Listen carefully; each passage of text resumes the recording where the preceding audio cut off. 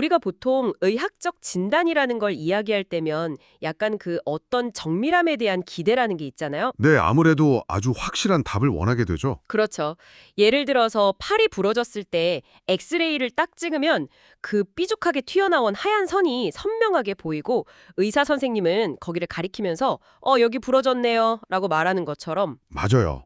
부러졌거나 안 부러졌거나 아주 깔끔한 결론이죠. 네, 아주 깔끔하죠. 하지만 지금처럼 정보가 막 홍수처럼 쏟아지는 상황에서 거대한 기술적 변화를 진단하려고 할 때면 그 명확했던 엑스레이 기계가 갑자기 고장 나버리는 느낌이 들거든요. 확실히 기술 시장은 흑백으로 딱 나눠서 보기가 너무 어렵죠. 맞습니다. 그래서 오늘 저희의 이 심층 탐구에 오신 여러분 진심으로 환영합니다. 오늘 우리가 들여다볼 마켓비트의 최근 인터뷰 자료랑 분석이 바로 이 혼탁한 기술 변화의 최전선에 대한 내용입니다. 네, 아주 흥미로운 자료였어요. 그 시장이 아무리 요동쳐도 향후 5년에서 10년간 절대 멈추지 않을 무려 57억 달러 규모의 거대한 AI 트렌드에 대한 내용이거든요. 자, 그럼 하나씩 풀어볼까요? 좋습니다. 본격적으로 들어가 보죠. 지금 이 심층 탐구를 듣고 계신 여러분께 먼저 질문을 하나 딱 던지고 싶습니다. 우리가 아는 AI는 보통 챗 GPT 같은 거잖아요. 그렇죠. 대중적으로 가장 익숙한 형태니까요. 네, 우리가 질문을 입력하면 어딘가 아주 멀리 있는 거대한 데이터 센터로 신호가 쫙 날아가서 거기서 답을 계산한 뒤에 다시 우리 핸드폰이나 PC로 돌아옵니다. 그런데 만약에 인터넷이 또 끊겨버린다면 어떨까요? 아주 치명적인 상황이 되겠죠. 물리적 한계요? 네. 방금 말씀하신 챗GPT 같은 방식은 비유를 하자면 아주 멀리 떨어진 방에 갇혀있는 엄청난 천재한테 매번 전화를 걸어서 조언을 구하는 것과 같아요. 천재한테 매번 전화를 건다. 그렇죠. 근데 천재가 아무리 똑똑해도 전화를 걸고 대답을 듣기까지 물리적인 시간이 무조건 걸릴 수밖에 없잖아요. 그렇죠. 신호가 가야 하니까. 게다가 결정적으로 전화선이 끊어지면 그냥 아무것도 못하는 먹통 상태가 되어버리는 거죠.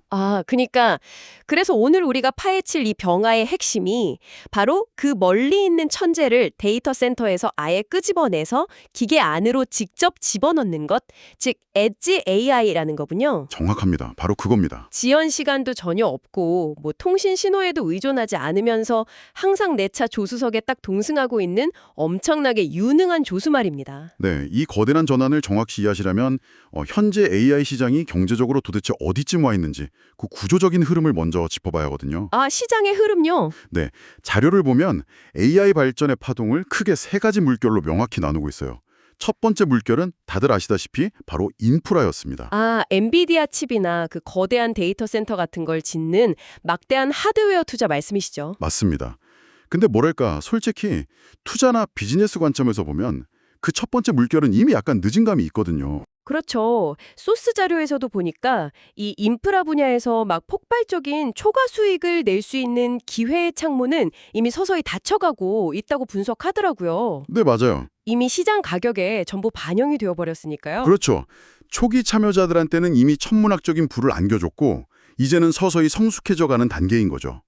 그래서 수많은 자본이랑 대중의 시선이 자연스럽게 두 번째 물결로 넘어갔습니다. 두 번째 물결이라면 그 소프트웨어를 말하는 거군요. 네, 맞습니다. 소프트웨어죠. 마이크로소프트의 코파일럿이나 세일즈포스의 AI 같은 각종 서비스 앱들이 다 여기 속합니다. 요즘 엄청 많이 나오잖아요. 근데 이 두 번째 물결이 지금 아주 치명적인 경제적 한계에 쾅 부딪혔습니다. 치명적인 한계요. AI 소프트웨어 스타트업들은 진짜 지금 이 순간에도 엄청나게 쏟아져 나오고 있지 않나요? 바로 그 쏟아져 나온다는 사실 자체가 구조적인 문제라는 겁니다. 너무 많아서요. 네, 거대 기업들이 오픈소스나 API를 막 무차별적으로 공개해버리면서 이제는 누구나 비교적 쉽게 AI 소프트웨어를 만들 수 있게 돼버린 거예요. 진입장벽이 완전히 무너졌군요. 그렇죠. 진입장벽 붕괴죠. 어제 세상을 막 놀라게 했던 엄청난 혁신적인 소프트웨어가 나왔다 쳐도 오늘이면 벌써 수십 개의 저렴한 복제품이랑 경쟁해야 하는 상황인 겁니다. 와, 그야말로 피 터지는 레드오션이 돼버린 거네요. 네, 소프트웨어 개발 자체가 너무 쉬워지니까 오히려 기업 입장에서는 기술적인 혜자를 구축하고 수익을 독점하기가 사실상 불가능해진 겁니다.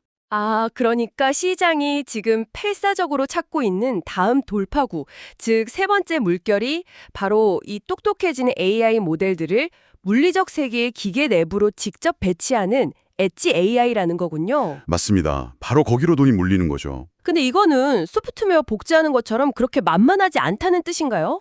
진입장벽의 물리적 차원 자체가 아예 다릅니다. 아예 다르다. 네. 컴퓨터 화면 안에서 코드를 그냥 쓱 복사하는 거랑 막 뜨거운 공장 바닥이나 덜컹거리는 자율주행차 안에서 완벽하게 작동하는 그런 독립된 물리적 AI 시스템을 구축하는 건 완전히 별개의 공학적 난제니까요. 아, 진짜 그러네요. 원문 자료를 쭉 읽어보니까 이게 약간 병원 시스템이랑 진짜 비슷한 것 같더라고요. 아까 하신 조수석 비율을 좀 더 확장해보면 그 클라우드 AI가 아주 뛰어난 원격 전문이라면 네, 원격 전문이죠. 이 엣지 AI는 피를 흘리는 사고 현장에 직접 파견돼서 즉각적인 조치를 딱 취하는 응급 구조사, EMT인 셈이잖아요. 오, 정확한 비유입니다. 환자의 숨이 당장 넘어가는데 천천히 태블릿 켜고 원격 서버에 접속해서 의사 선생님 지금 이 상황이 어떻게 할까요? 이렇게 물어볼 시간은 없으니까요. 맞아요. 바로 처치해야죠. 근데 전문가님, 여기서 약간 의문이 하나 생기거든요. 현장 내 응급구조사가 엄청 중요한 건 알겠는데 과연 이 기계 속의 엣지 AI 시장 규모가 그 수십조 원짜리 데이터 센터를 막 짓는 클라우드 인프라 시장만큼이나 폭발적으로 클 수 있나요? 아, 너무 틈새 시장 아니냐는 말씀이시죠. 네, 약간 니치한 시장 아닌가 싶어서요. 분석 데이터가 그 의문을 숫자로 아주 명확하게 반박해줍니다. 들으시는 분들도 이 수치를 잘 들어보셔야 하는데요. 네, 얼마죠? 엣지 AI 시장이 2025년 기준으로 약 118억 달러 규모로 추산이 되거든요. 그런데 불과 5년 뒤인 2030년까지 이 시장의 거의 5배인 600억 달러 규모로 성장할 것으로 예측되고 있습니다. 와, 600원 달러요?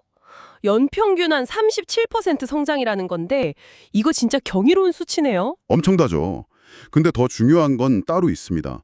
이 기술이 그냥 어느 한 산업에만 국한되는 게 절대 아니거든요. 아, 여러 군데 다 쓰이나요? 네, 자율주행차, 스마트 팩토리, 병원, 위성, 전력망 등등 그냥 인류의 물리적 인프라 전체로 동시에 쫙 퍼져나가는 겁니다. 아, 완전 전방위적이네요. 그래서 2030년이 되기도 전에 이미 수직으로 확 상승해버리는 그 이른바 하키스틱 형태의 팽창을 보일 거라는 게 분석의 핵심이죠. 하키스틱 성장이라 진짜 무섭네요. 근데 도대체 현장에서 이 기술이 얼마나 절박하게 필요하길래 이렇게 말도 안 되는 속도로 도입이 될 수밖에 없는 거죠? 그 이면에는 아주 실제적이고 때로는 생사를 가르는 속도와 연결성의 제약이라는 게 존재합니다. 생사를 가른다. 네, 테슬라 자율주행차를 예로 한번 들어볼게요.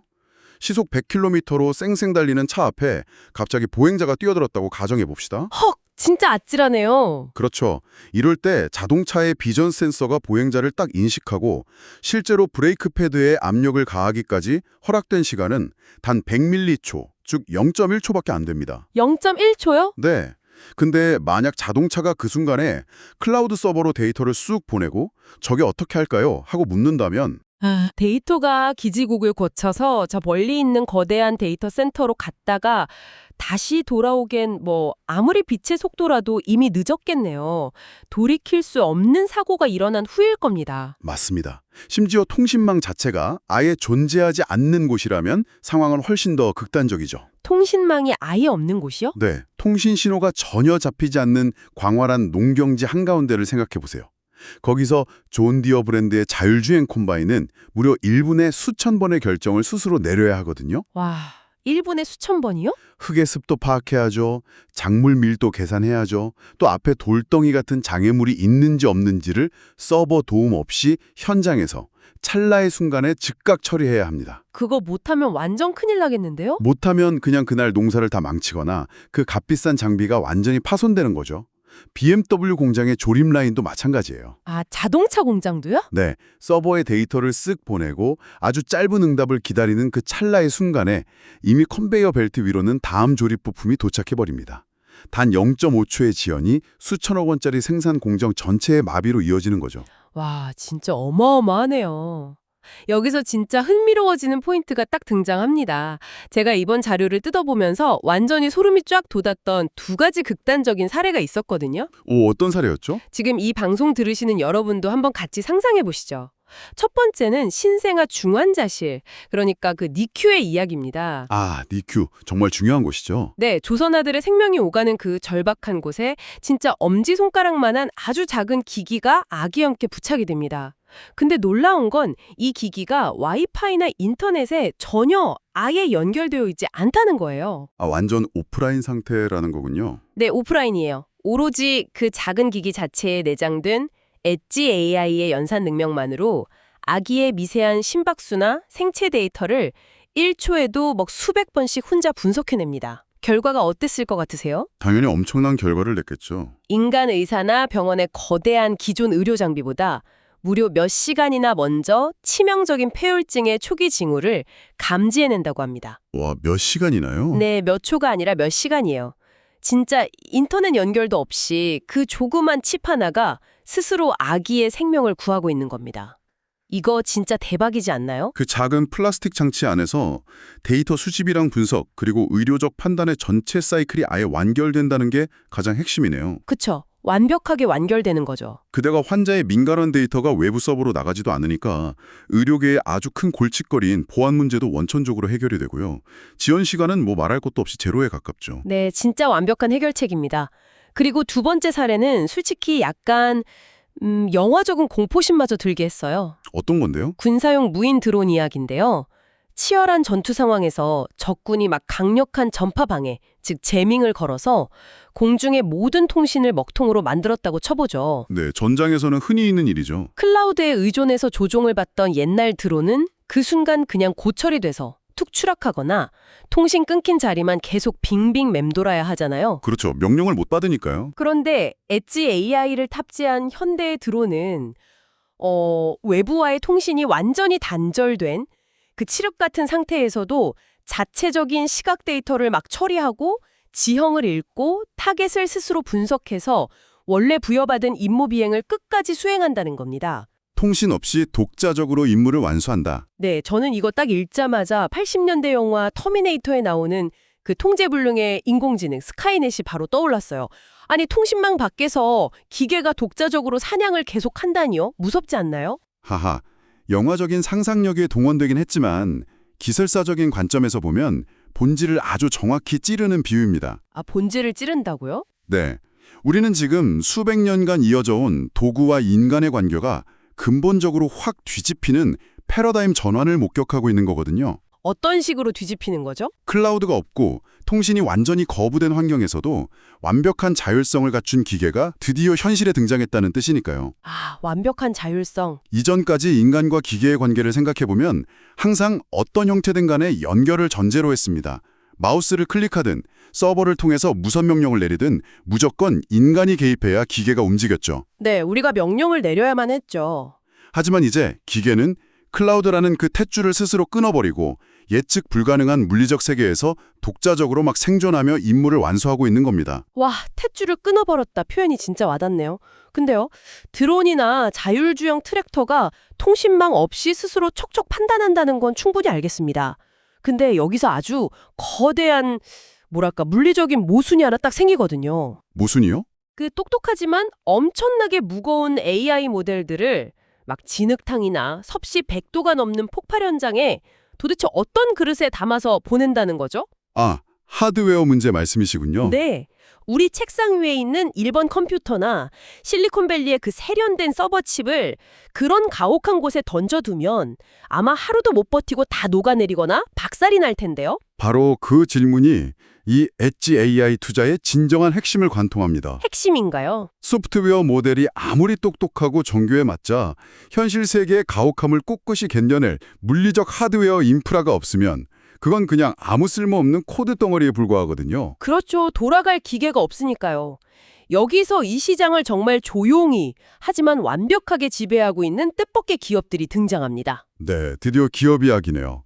원문에서 분석한 세 기업 중 첫 번째 기업부터가 솔직히 제 뒤통수를 엄청 세대 쳤습니다. 아, 놀라셨나 보네요. 아니, 보통 AI 혁명이다, 엣지 컴퓨팅이다 하면 왜 캘리포니아 차고에서 후드티 입고 창업한 힙한 스타트업일 것 같잖아요. 보통 그렇게들 많이 생각하죠. 근데 이 시장을 꽉 잡고 있는 첫 번째 기업이 무려 1885년에 설립된 하니웰이라고요. 티커 심볼 HON 하니웰이요. 네, 맞습니다. 하니웰. 잠깐만요. 하니웰이면 우리 옛날 할머니 댁벽에 붙어있던 그 누렇게 바랜 구용 온도 조절기 만드는 그런 전통적인 제조업체 아닌가요?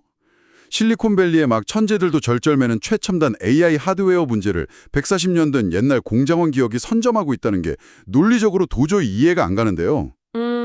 사실 많은 투자자들이 그 겉모습이랑 고정관념 때문에 한유엘이 가진 파괴력을 완전히 놓치고 있습니다. 파괴력이요. 네, 사람들은 한의회를 그저 1,470억 달러 규모의 거대하고 좀 느릿느릿한 흑자 기업, 꼬박꼬박 배당금이나 잘 주는 지루한 산업 기업으로 치부해버리거든요. 솔직히 저도 그렇게 생각했어요. 하지만 잘 생각해보세요. 엣지 AI가 실제로 작동해야 할 그 진짜 무대는 에어컨 온도와 습도가 완벽하게 쾌적하게 통제되는 데이터 센터가 절대 아닙니다. 아, 맞네요. 아까 말한 그 척박한 현실. 네, 쇳물이 막 튀는 뜨거운 용광로 주변, 바다 한가운데서 소금물이랑 거센 폭풍우를 몸몸으로 맞는 석유 굴착기, 그리고 미세한 돌가루가 하루 종일 진동하는 광산의 굴삭기 내부죠. 와, 듣기만 해도 전자기기한테는 완전 지옥이네요. 그렇죠.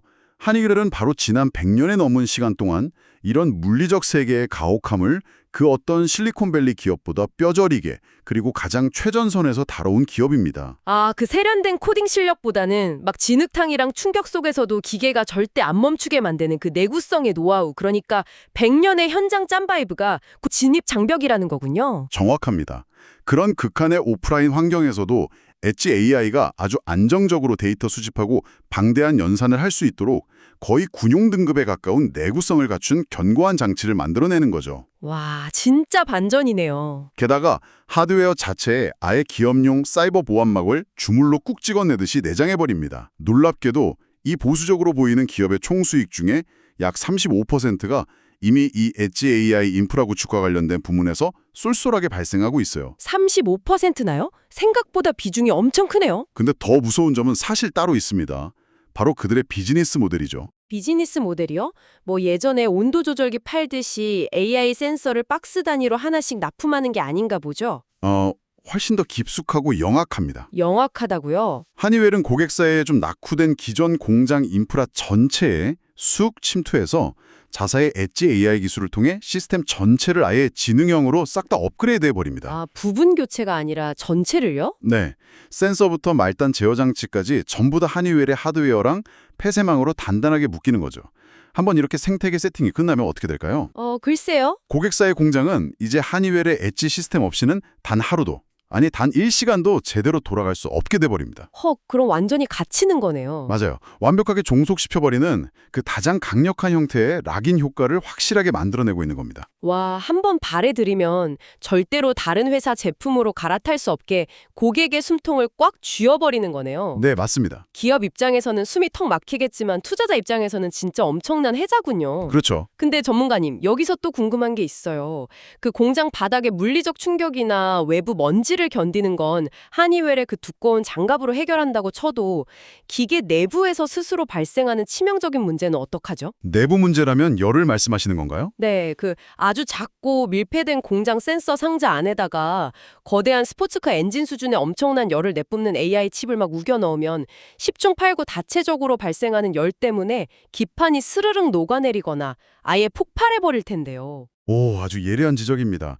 그 내부의 치명적인 적, 즉 열 관리 문제를 완벽하게 해결하면서 최근 주식시장에서 진짜 가장 뜨거운 감자로 떠오른 기업이 있어요. 누군가요? 바로 두 번째로 분석할 버티브입니다. 티커 심볼 VRT. 버티브요. 네, 최근에 S&P 500 지수에 아주 당당히 편입되면서 그 위상을 확실히 증명한 무려 1,000억 달러 규모의 거대한 인프라 기업이죠. 아, 1,000억 달러요? 네, 엄청난 양의 데이터를 실시간으로 쉴 새 없이 연산하는 AI 시스템이 뿜어내는 열은요, 부품의 수명이랑 시스템의 신뢰성을 순식간에 다 파괴해버립니다. 버티브는 이런 엣지 노드들이 좁은 공간에서 과열되지 않고 끊임없이 작동할 수 있도록 아주 고도의 전력 관리와 냉각 솔루션을 전문으로 제공하고 있어요. 아, 냉각 기술?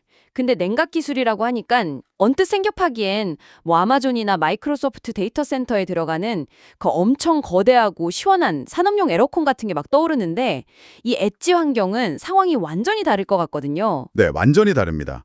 물리적인 난이도가 그냥 차원이 달라요. 차원이 다르다. 전통적인 데이터 센터는 축구장만 한 넓은 공간에 거대한 순행식 시스템이나 공조 장치를 일괄적으로 쫙 구축하면 되잖아요. 통제하기가 수월하죠. 하지만 엣지 기기들의 위치를 한번 상상해 보십시오. 아까 말한 그런 현장들이요? 비좁은 공장 창고의 구석진 벽면, 한여름 땡볕이 그대로 내리쬐는 전봇대 위, 혹은 진동이 엄청 심하고 기름때가 막 묻어있는 자동차 엔진룸 근처처럼 아주 협소한 공간에 수십만 개가 뿔뿔이 흩어져 있습니다. 와, 거기다가 에어컨을 달아줄 순 없잖아요. 되어 있잖아요. 이런 분산된 마이크로 환경 수십만 개를 개별적으로 완벽하게 냉각하고 또 전력을 안정적으로 공급한다는 건 거대한 방 하나를 통째로 시원하게 시키는 것보다 공학적으로 훨씬 더 복잡하고 비싼 기술입니다. 와, 듣고 보니까 진짜 그렇네요. 그 수만 개 흩어져 있는 미니 컴퓨터들에다가 일일이 다 맞춤형 에어컨이랑 무정전 전원 장치를 딱딱 달아줘야 한다는 거잖아요. 버티브가 왜 시장의 주목을 한 몸에 받는지 이제 확실히 알겠습니다. 네, 그 역할을 독보적으로 하고 있죠. 그 AI라는 새로운 골드러시 시대에 꼭 필요한 곡괭이와 삽 역할을 아주 제대로 하고 있는 셈이군요. 맞습니다. 근데요, 원문 자료의 재무 분석 파트를 보니까 우리가 좀 냉정하게 짚고 넘어가야 할 점도 있더라고요. 아, 리스크 말씀이시군요. 네, 최근에 이 버티브 주가가 너무 급등해서 PER, 즉 주가 수익 비율이 상당히 높아졌더라고요. 투자 관점에서는 좀 꽤 부담스러운 고평가 리스크를 분명히 안고 있다는 점도 객관적으로 확실히 해야겠습니다. 동의합니다. 시장이 그들의 독점적인 인프라 기술력을 너무 빨리, 어쩌면 좀 과도하게 현재 가격에 선반영하고 있다는 강력한 경고 신호들로도 볼 수 있거든요. 이런 리스크를 객관적으로 인지하는 건 기술의 미래 전망을 낙관하는 것만큼이나 투자자로서 필수적인 태도니까요. 맞습니다. 맹신은 금물이니까요. 자, 열이나 먼지, 습도 같은 문제는 하니웰과 버티브 선에서 어느 정도 정리가 되네요. 그런데 전문가님, 이 자료의 마지막 세 번째 기업으로 딱 넘어가면요. 이건 단순히 좀 뜨겁거나 먼지가 많은 산업 현장 수준이 아니더라고요. 네, 아주 결이 다르죠. 이 회사는 아예 포탄이 쾅 터지고 기계가 허공으로 막 튕겨나가는 극단적인 상황을 가정하거든요. 개인적으로 오늘 이번 심층 탐구에서 가장 흥미진진하면서도 동시에 손에 땀을 쥐게 해야 하는 약간 위험천만한 기업이었습니다. 네, 바로 원스톱 시스템즈죠. 맞습니다. 시가총액이 겨우 2억 5천만 달러 수준인 아주 초소형 마이크로캡 주식 원스톱 시스템스입니다. 티커 심볼 OSS. 이 기업은 우리한테 아주 도발적인 질문을 하나 던집니다. 거대한 빅테크랑 막대한 자본이 지배하는 이 AI 전쟁터에서 과연 이런 초소형 기업이 독자적인 생존 영역을 굳건히 구축할 수 있을 것인가? 진짜 의문이죠. 그래서 이 부분을 이야기할 때는 매우 각별한 주의가 필요해요. 지금 방송을 들으시는 여러분들도 이 점을 분명히 아셔야 하는데요. 네, 어떤 점이죠? 원스톱 시스템스는 현재 재무제표의 순이익 기준으로 명백히 적자를 기록하고 있는 매우 투기적인 종목입니다. 주가 변동성이 극심할 수밖에 없는 하이리스크 기업이라는 점을 저희가 먼저 투명하게 짝 고지해드립니다. 아, 그러니까 편안하고 안전한 투자를 원한다면 절대 계좌에 함부로 담아서는 안 될 그런 주식이란 거군요. 네, 확실한 주의가 필요합니다. 그런데요, 원문 자료에서 이 회사의 기술력을 묘사하는 비유가 제 뇌리에 확 꽂혀버려서 안 짚고 넘어갈 수가 없었습니다. 보통 우리가 전문적인 엣지 서버라고 하면 약간 매끈한 포장도로를 쫙 달리는 F1 경주용 자동차의 그 튜닝된 얍실한 엔진을 생각하잖아요. 네, 하지만 원스톱 시스템즈가 만드는 건 그런 전시용의 매끈한 스포츠카가 절대 아니죠. 네. 자료에서는 이걸 진흙탕 속의 철고형 자동차 경주, 데몰리션 더비에 비유하더라고요. 차들이 막 서로 미친 듯이 쾅쾅 들이받고 박살이 나는 아수라장 한가운데서도 그 내부의 엔진이랑 데이터가 절대 멈추지 않고 살아남을 수 있도록 짐승 같은 셰시와 뼈대를 만드는 격이라고요. 오, 아주 생생하고 정확한 묘사입니다. 원스톱 시스템즈의 고성능 컴퓨팅 플랫폼은 단순히 그냥 에어컨이 고장난 수준의 높은 온도를 견디는 걸 완전히 넘어서거든요. 아, 온도를 넘어서요. 네, 지뢰가 터지는 폭발적인 충격이나 심지어 전투기가 하늘에서 휙 급회전할 때 조종사가 기절할 정도로 발생하는 엄청난 중력 가속도, 즉 G포스까지 견뎌내면서 AI 연산을 계속해야 합니다. 와, 중력 가속도까지요. 아무리 뛰어난 100억짜리 AI 모델이라도 이런 극단적인 물리적 압력을 딱 견디는 튼튼한 보호뼈대가 없으면 전장에서는 그저 단 1초 만에 박살나는 값비싼 고철 덩어리일 뿐이니까요. 세상에. 근데 도대체 이런 미친 수준의 내구성이 현실에 어디에 쓰이길래 이런 독특한 틈새 기업이 당당히 존재하는 걸까요? 바로 그 지점에서 이 회사가 벤처 캐피탈의 투자금이나 좀 먹는 흔한 프레젠테이션용 껍데기 회사가 아니라는 사실이 확실히 증명됩니다. 그들의 주력 무대가 바로 방위산업과 중공업이거든요. 아, 방위산업이요? 이미 미국 해군의 대잠수함 작전인 포세이돈 프로젝트 등의 기술을 공급해서 6,500만 달러 이상의 실질적인 수익을 딱 올렸고요. 와, 실제가 있네요. 네, 그리고 미국 육군의 최전선 전투 차량에도 이들의 엣지 AI 인프라 장비가 탑재됩니다. 게다가 이름이 구체적으로 밝혀지진 않았지만 글로벌 거대 자율건설 및 광산 장비 제조업체와도 1,000만 달러에서 1,500만 달러 규모의 새로운 파이프라인 계약을 체결했죠. 때도 총알이 막 생생 날아다니는 전장과 바위가 굴러떨어지는 험난한 광산 한가운데서 실제로 하드웨어를 팔면서 매출을 발생시키고 있다는 거군요. 그렇습니다. 현실에서 뛰고 있는 거죠. 흔한 클라우드 사업부나 대중을 상대로 한 소프트웨어 앱 같은 우회로 없이 오직 그 거칠고 폭력적인 물리적 환경의 엣지 AI 하드웨어에만 완전 올인하는 순수 엣지 AI 플레이 회사라는 게 정말 인상적입니다. 방향성 하나만큼은 지독하게 뚜렷하네요. 네. 아까 말씀드린 재무적 변동성 리스크랑은 별개로 이 AI라는 무형의 소프트웨어가 물리적 세계에서 어떻게 극한까지 밀어붙여지고 있는지를 정말 가장 적나라하게 보여주는 리트머스 시험지 같은 사례임에는 틀림없습니다. 자, 어느덧 오늘 준비한 방대한 자료의 핵심을 모두 짚어본 것 같습니다. 막 산발적으로 나눴던 논의들을 한 대에 딱 묶어볼까요? 전문가님, 결국 이 거대한 흐름이 의미하는 바는 무엇일까요? 아주 명확합니다. 물리적 현실로의 확산입니다. 네, 우리는 오늘 챗GPT라는 아주 편안하고 통제된 클라우드 온실을 팍 벗어나서 먼지와 진동, 그리고 극단적인 온도 변화가 막 휘몰아치는 현실 세계로 쏟아져 나오는 AI의 진짜 실체를 보았습니다. 네, 그게 핵심이죠. 미국의 인플레이션 지표가 어떻게 나오든 아니면 글로벌 무역 관세가 오르든 내리든 간에 이런 거시경제의 요란한 파도와는 전혀 무관하게 저 깊은 심해에서 이미 묵직하게 움직이고 있는 거대한 해류가 있다는 뜻입니다. 정확합니다. 멈추지 않는 흐름이죠. AI가 통신망이라는 한계를 스스로 딱 끊어내고 자율주행차, 스마트 제조공장, 아기의 생명을 구하는 중환자실, 그리고 극한의 방산 로봇 속으로 직접 침투해 들어오는 이 흐름. 이건 일시적인 유행이나 단기적인 테마가 아니라 결코 되돌리거나 멈출 수 없는 기술의 물리적 진화인 거죠. 네, 맞습니다. 이 시점에서 지금 방송을 들으시는 여러분이 이 정보의 큰 맥락을 다시 한번 단단히 쥐고 가셨으면 합니다. 큰 맥락이라면요. 과거에 엔비디아나 초기 클라우드 기업들이 선구적인 투자자들한테 엄청난 부를 안겨주었을 때를 한번 돌이켜보십시오.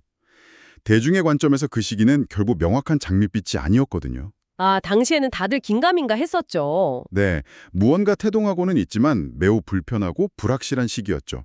다들 이 기술이 정말 세상을 바꿀 수 있을지 의심하고 주저했습니다.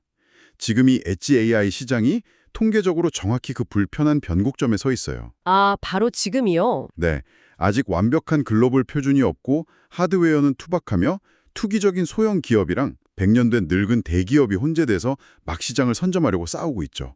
하지만 이것은 절대 이번 달 유행하고 끝날 단기적인 주식 테마가 아닙니다. 완전한 다음 장이군요. 네, 우리 일생에서 가장 중요한 기술적 패러다임 변화, 그 장대한 서사의 두 번째 장이 지금 현실 세계 흙바닥 위에서 막 힘차게 열리고 있는 겁니다. 와, 흙바닥 위에서 열리고 있다. 참 멋진 표현이네요. 그래서 오늘 저희의 심도 있는 대화를 마무리하기 전에 이 방송을 함께 해주신 분들이 각자의 일상으로 딱 돌아가서 스스로 좀 곱씹어 볼 만한 새로운 화두를 하나 던져드리고 싶습니다. 오, 좋죠. 어떤 화두인가요? 오늘 우리는 데이터 센터의 거대한 클라우드 서버와 완전히 단절된 채 현장에서 독립적으로 쌩쌩 작동하는 기계들의 놀라운 생존 능력에 대해 이야기했죠?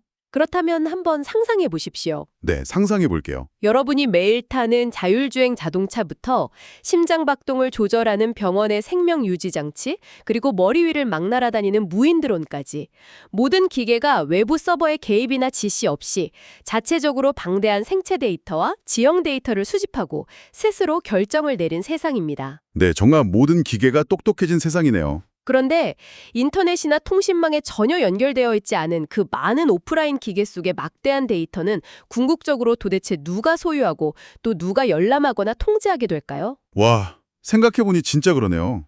데이터 센터에 모이는 거대한 데이터는 어쨌든 구글이나 애플 같은 플랫폼 기업의 소유라 치지만 통신이 뚝 끊긴 내 자동차 안에 엣지 AI가 아주 은밀하게 수집한 내 일상과 이동의 그 은밀한 데이터는 법적으로 도대체 누구의 것일까요? 맞습니다. 그리고 거기서 멈추지 않고 한 걸음 더 나아가 보죠. 더 나아간다고요?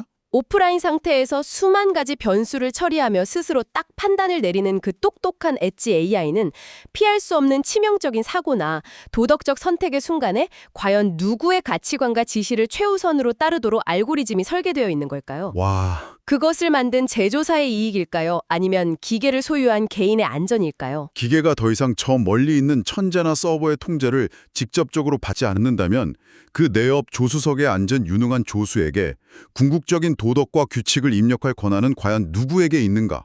이거 정말 소름이 쫙 돋으면서도 우리 모두가 각자 아주 깊이 파고 들어볼 수밖에 없는 엄청난 질문이네요. 이 변화는 단순히 기술이나 주식의 문제를 넘어서서 철학적이고 윤리적인 고민까지 우리에게 요구하고 있으니까요. 맞습니다. 우리는 오늘 처음에 진단에 대한 이야기로 문을 열었습니다. 팔이 부러졌을 때 엑스레이를 딱 보면 흙과 백으로 명확하게 나뉜다고요. 네, 그랬죠.